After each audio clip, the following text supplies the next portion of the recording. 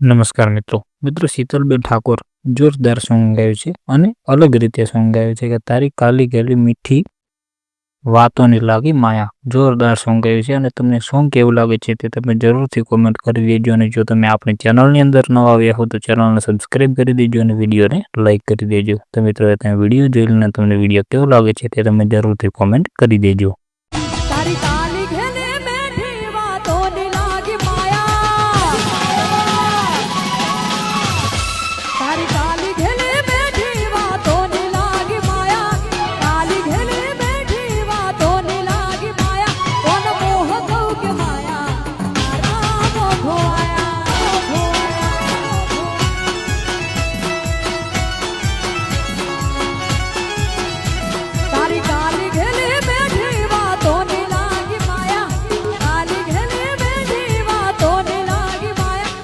મોહ કઉ કે માયા